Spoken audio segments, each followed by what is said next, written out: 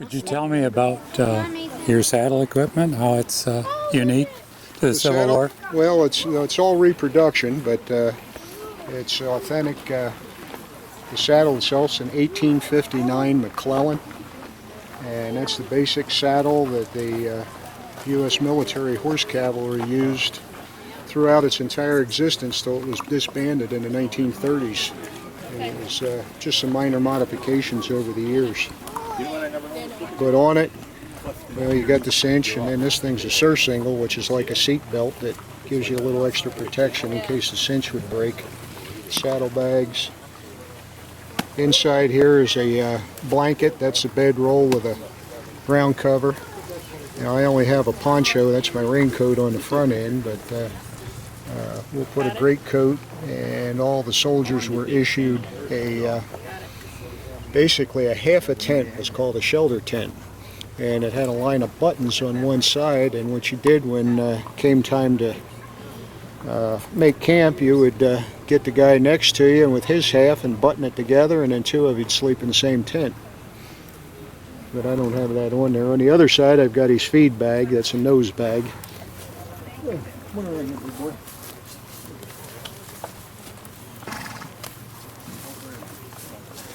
Eat in this direction for a while. We'll put his grain in here and put it over his nose at mealtime, and he can eat out of that. And then all the weapons and food and everything like that we carry on ourselves. We don't carry those on the horse. What would you be armed with? Pardon? What would you carry for arms? We have a saber, a carbine, and a revolver. And there were several different types of carbine. The most popular is a Sharps, which is a breech loader. What was the general activities of somebody? Usually the cavalry was like the forward scouts.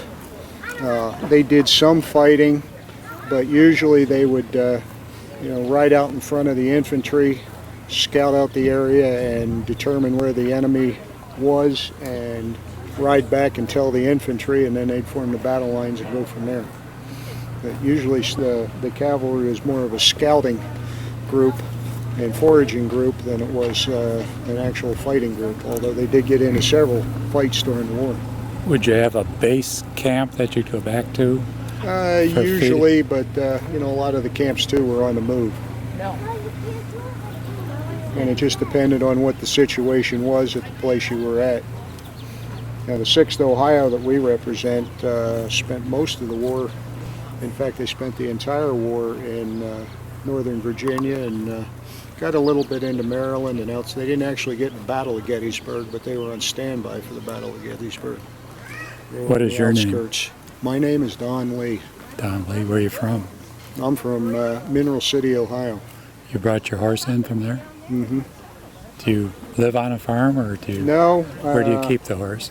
I board it at a stable that's near where we live. My wife has a horse. She doesn't reenact, but we have a horse there. And our unit has 40-some people, and let's see, there's 5 of us here today. There's 8 horses altogether, but there's 5 of us from the 6th Ohio, and we're from Indiana, West Virginia, Pennsylvania, Ontario, Canada, all over the place.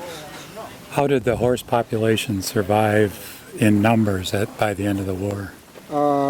I don't know about the survival rate, but they were probably the biggest group of casualties in the war. There was like 586,000 people that were killed in the Civil War, and I think the number's 3.4 million horses and mules were killed, and it almost wiped out the equine population in North America.